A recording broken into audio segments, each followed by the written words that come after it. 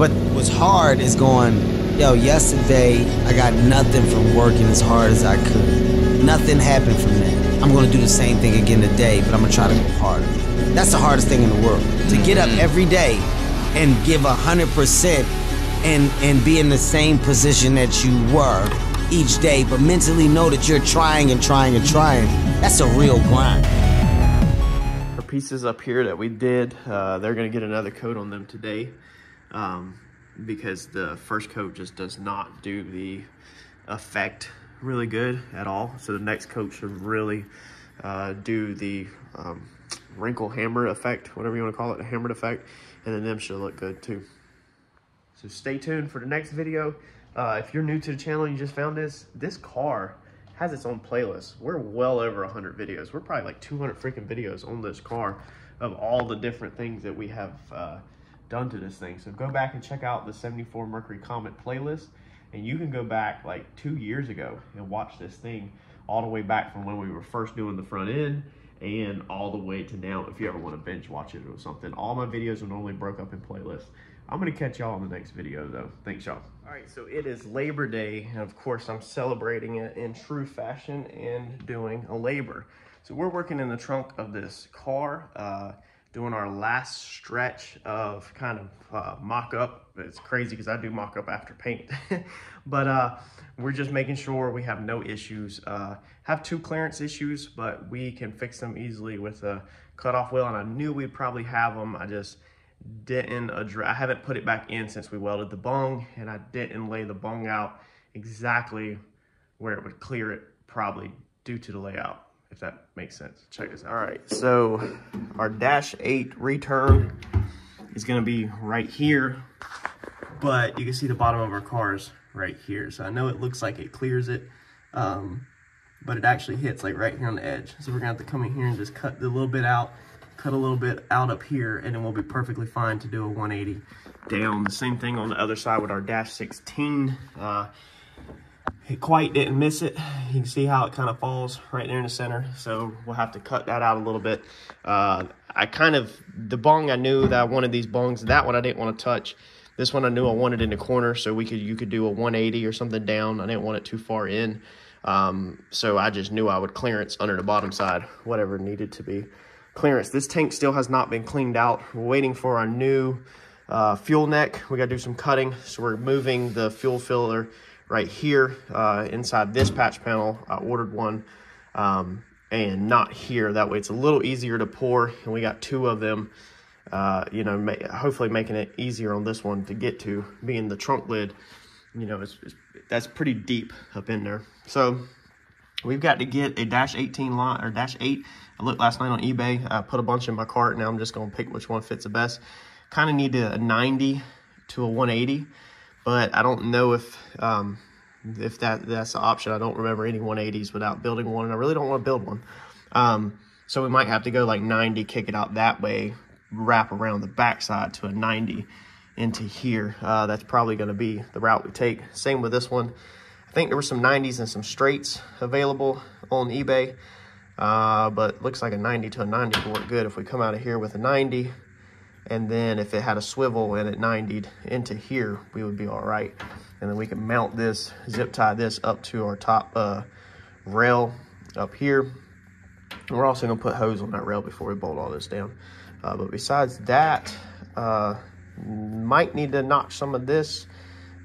This technically, with this bolt here, if I could go back and redo it, I would have put 16 on this side. But I didn't think about that at the time. But I think we'll just barely be able to get that 16 on there. We'll probably maybe have to cut some out of this, which is gonna suck if I do, because I gotta take the transcooler back out. That's why you really should mock everything up together before you finalize everything, but no big deal. Besides that, we got the fire bottle put back in and hooked back up. So that's back in the same spot. I have all of the holes drilled for the Puke tank. I need to run to Lowe's and get a couple of things for that before I can put that back in. And then we still need to build the battery mount, and we started to fab the coolant overflow. So the coolant overflow is gonna be over here, and that line will also snake through here. So this worked out perfect, cutting that little triangle out, because there's gonna be 3 lines that snake in right there. Our puke tank, we've just put a nutsert right there in that flange, that factory flange, and then we're gonna hang it off of one of these hooks. So them hooks are your adjustment for the tension on your trunk lid. Now, obviously I'm not gonna be messing with that. My trunk lid holds up just fine as is. So I don't need to definitely be going down. I'm pretty sure going down would twist it less tension where it didn't spring as hard. So we definitely need to keep it all the way up. So we're just gonna hang a bolt and a nut up here on the top. That's gonna hook into that hook. And then we have just built a simple aluminum bracket on this side of the puke tank that the bottom is gonna bolt into that flange. So it only have 2 bolts in it, but technically this thing should be, last time it was empty all the time. It never really had any fluid in it. So let's get this thing installed. So there we go, nice and clean, tucked up out of the way. Pretty solid, not gonna go anywhere. And then we have our coolant lines that will come out over here.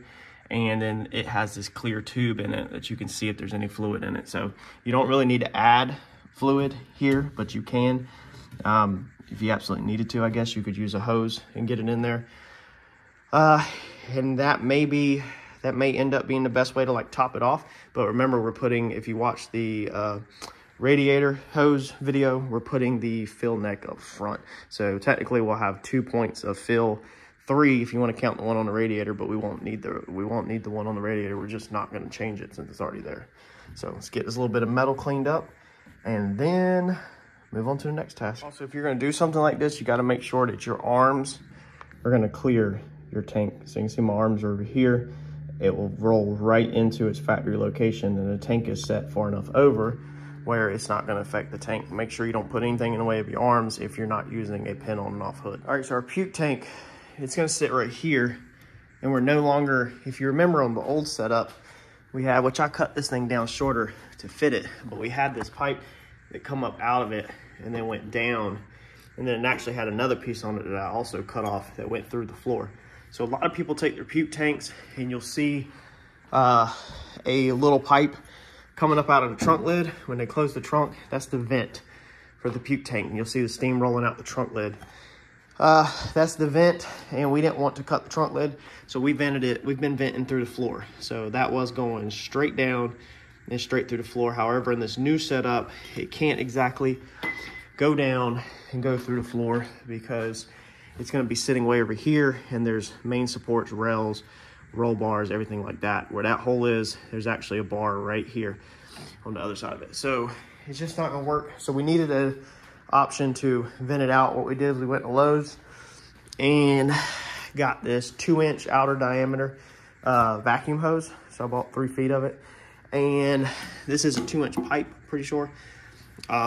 Basically you want your vent in your fuel cell or your puke tank the same size as your inlet. So these are -20s that go in.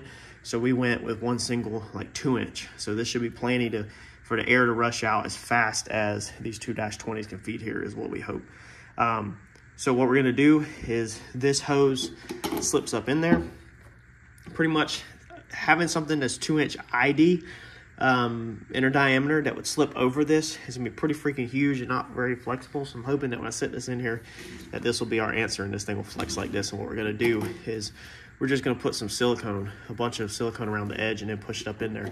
Because this tank, you gotta remember, this tank will never see anything unless it's an emergency situation, and then it will only need to hold for maybe, how long does it take if you blow up to safely get off the end of the track coasting? What, under a minute? So it just needs to hold long enough to safely get the car off the track, venting air.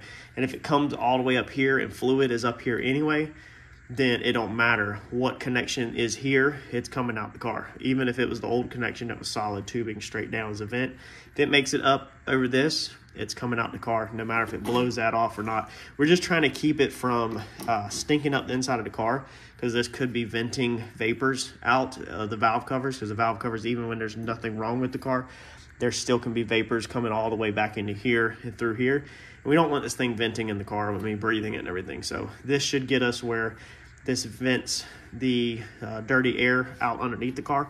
We should be able to drill a hole and vent this underneath the car. And then this right here, we've changed it up. We used to have the drain in the bottom, but again, moving it, it's just not exactly, it's above the axle, so it's not exactly gonna work. So we're just got this rubber line, and we're just gonna put our peacock in the end of that with a hose clamp.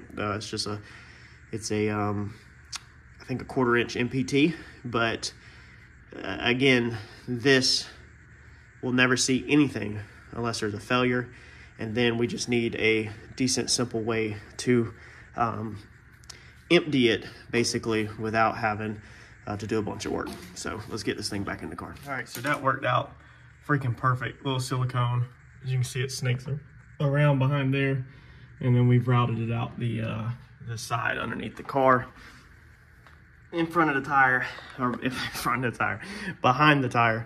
So even if it did puke, it would literally be behind the tire as the tire was going down the track.